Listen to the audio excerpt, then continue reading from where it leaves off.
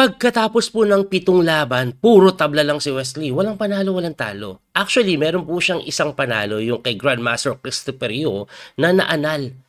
Na wala yun dahil siyo sinipa sa tournament nung round number 5 sa insidente ng kanyang panununtok. Nanuntok po ng isang babaeng videographer. Kaya sinipa po siya at nagkaroon pa nga ng kaso-kaso no. Anyway, may update ako sa chismisang yan. Dahil po siyo nagsalita na. Ano ba yung saloobin niya? Mamaya po natin i-reveal yan. Bago yun, analyze muna natin yung laro ni Wesley or kanyang pang round number 8 laban po kay Grandmaster Roy Robson.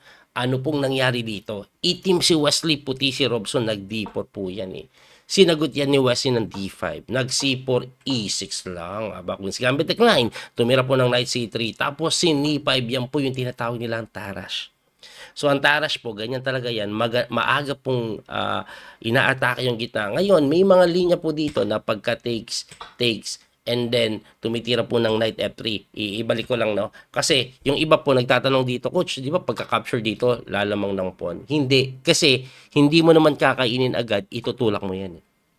At pag nag-Knight E4, ayan, nadepensahan, tira mo lang daw yan ng Knight F6. Okay? Dahil yung mga idea po na ipipin mo, bibishop ka lang po sa F5, ayan, no, linya to, ayan, pag ganyan, parang nasira yung pawn structure, pero okay po ang block dyan. Okay, balik natin. Kaya hindi po ginagawa yun, yung simpleng ka lang mo mag-1 pawn up.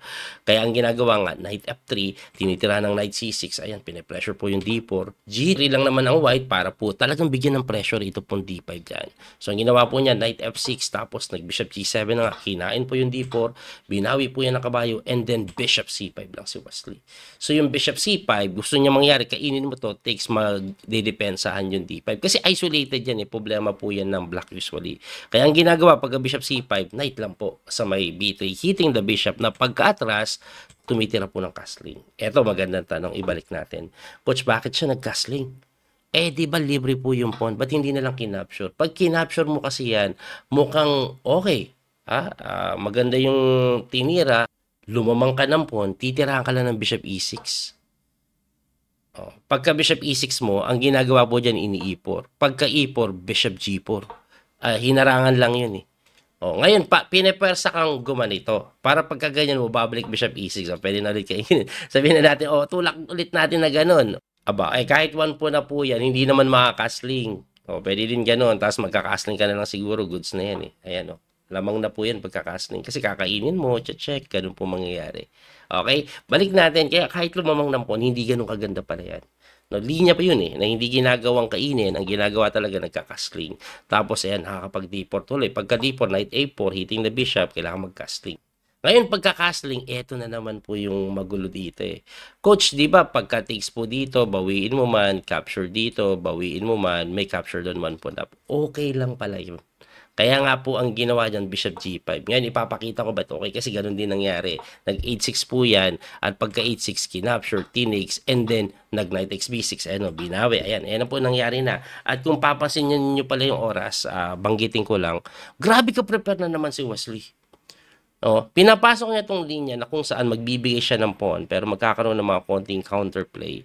Aba, preparado. Yung kalaban niya nangangapa. No? So, ang ginawa po nga, kinain na yung pawn, kinapture, takes, and then nag-queen takes. Yan yung sinasabi ko Diba? 1 pawn up yan. Pero, Wesley, so, ang bilis pa rin tumira. Nag-rook D8. Parang weird nito. Kasi, 1 pawn up ang white, siya pa yung nagpapalit ng queen. Tapos, pagka-takes nga yan, pawn takes, nasira pa yung pawn structure. Pero lahat po yan ay okay. Bakit? Kung titingnan nyo pong mabuti, ito pong knight, wala pong magandang square yan. Pinakamagandang square niyang bumalik. Ngayon, yung mga tori dito para atakihin, ipalit, hindi gagana kasi babagsak yun. No? Kaya ang tinira po niyan, nag-rook na lang dun, inaatake yung pawn na hindi dinipensahan ni Wesley. Bishop E6 lang. And Wesley, so, ang laki pa rin na lamang sa oras. 50 minutes po halos. Tira na tira si West, kabisado. Ano yun? Tumaas pa oras ni Wesley. So, pagka Bishop E6, nag-King F1, nag-Rook A4 lang si Wesley. Talagang binibigay Pero hindi po pwedeng kainin yan kasi may takes na gano'n, libre po yung tore. At ang plano niya, pipilahan. No? So, pagka Rook A4, tumira po ng King move lang na sinagot na ng Rook A8. At pagka Rook A8, dinipensahan lang yung kabayo. Bakit? Kasi ang threat niya po kakainin na libre yun So, dinipensahan lang na sinagot ng rook takes a2. At dyan po medyo tumagal si Wesley. Balik ko lang, no, first time po siya nag-isip ng matagal sa rook takes a2. Ibig sabihin nyo, rook c3 po, yung mga king move na ganyan, hindi niya masyadong na-analyze yan. Kaya, nag-isip na siya na matagal at tinira ni Wesley yung number 1 engine move. Ayan. So, kinapture niya, binawi, of course, tinags, tapos tumakbo yung kabayo, kinapture yung b2, kumain lane din sa may c6. So, ang ending po, nagkapalit-palit yung pyesa, pumantay na yung pawn. Ang problema na lang ni Wesley, barag-barag po yung kanyang pawn structure. Though, barag-barag yan, ang sinasabi ng engine dito, slightly better lang ito for the side of white. Ayan, close to equal, actually. May pass pawn si Wesley. So, ang ginawa, tinulak eh. Pagkatulak, nag-knight move, nag-rook a2. Inatake, dinipensahan. Binibigay po, no? Binibigay yung pawn. Bakit binigay yung pawn? Mas maganda kasing isave to. Ngayon, binibigay mo yung pawn, kinapture. Pagka-takes, eto ginawa ni Wesley. Tinulak lang. Binibigay na naman. Binibigay na naman. Nakahang na to, nakahang pa to. Pero, eto kasi pasun, pag hindi mo pinansin yan, yan ang tatapos sa'yo. Kaya kinapture po yan eh, nag-knight takes. Ngayon, bakit binibigay yan? Kasi may kain din sa e2. Pagka takes sa e2, tumakbo, nag-rook lang dun. Untreat po, dadaliin yung kabayo, check ka. Okay, kaya nag-king move. Pagka king move lang din, tumakbo doon, and then bishop lang. No? So, inaatake yung tore, inaatake din yung knight. At ito po, kahit one pawn down si Wesley, same side yung pawn, drawish ito. Lalo na kung mapapalit yung tore. Let's say, gumanito ka, kain, capture. Kahit one pawn na po yan, same side drawish. So, ang nangyari po, bilisan ko na lang, ayan, nagkaroon po ng konting ikot-ikutan yan. Oops, ayan, napalit na yung tore. One pawn down, pero hindi naman po yan makagawa ng improvement. This is still draw. Medyo humaba lang sobra. Grabe yung naging ikutan eh. Ayan syempre, bibilis ako na lang kasi drawish din po yan. Of course, hindi naman itatablayan masyado agad-agad ni ayan ayan nangyari. Tabla. Binigay na nga lang ni Wesley yung po. Umabot ng 94 moves na uwi sa tabla. Grabe preparation ni Wesley. Handang-handa si Wesley for some reason. Pusang gala yung mga kalaban. Hindi nagkakamali. Ito po accuracy. Tingnan nyo accuracy. Malulula kayo sa accuracy nito. 99.6, 99.7 pusang galang accuracy yan. Halos perfect game. Ang malupit si Ray Robson eh. Kasi nasupress siya sa opening, halata naman, pero na perfect niya pa rin. Ba't ganun sila kagagaling? Si Wesley 99.7 preparado. Yung kalaban niya yung matindi, no? Nakakabilib, nakakamanghalang, no? Anyway, sasabihin na naman ang iba, pusang gala, Wesley, mahina. Puro tabla. Pusang gala, wala kang magagawa. Puro pusang gala ako. Pag ganyan yung kalaban mo, perfect maglaro. Parang engine na eh.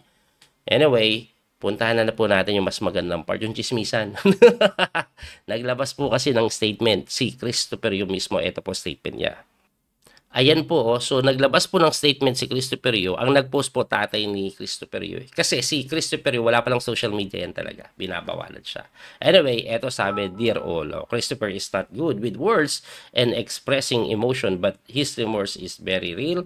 Here is Christopher's statement. Ayan, I'm really sorry for hitting the big geographer. I was disappointed losing the game to Caruana and lost my temper.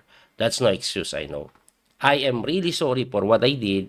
It was a serious mistake. Every day I wish I could go back in time and undo it, but I can't. I am very sad for what I did and I hope the videographer is okay. I know that it's not acceptable to do what I did. I accept the consequences for my action. So, tanggap na tanggap niya. Nagsisisi naman. So, kung ano man yung ginawa niya, kung ano parusa, tatanggapin niya. All I can do is to be better for now on. I promise that this won't happen again. Best of luck to Caruana. I'm sorry this happened after our game. And best of luck to the other players. And best wishes to St. Louis Chess Club. Ayan. Tapos, dinugtong ng tatay ni Christopher Yu. Please know that Christopher apologized verbally to the videographer when it happened. So, because he felt intensely guilty. So, pagkatapos pala ng pangyayari, nagsorry agad si Christopher Yu. He also sent private message note of apology to her that evening. Nung gabi, nag-message din pala. He apologized in person to the executive director of St. Louis Chess Club that night as well. So, yan po. So, kumbaga, wala silang excuse na binibigay.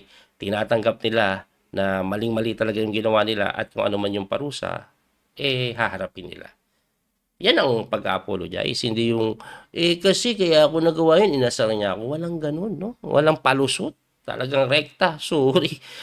Mali ako. Tanggap ko na.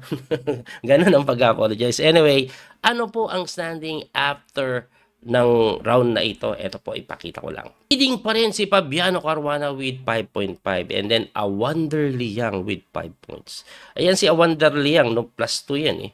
Ano yan eh, 3 panalo, 1 talo. Grabe sa Wonder Liang, maganda performance. Pero ang malupit, kalaban siya ni Wesley sa susunod na round. Saka si Dominguez last round. Mabigat yung last 2 rounds niya.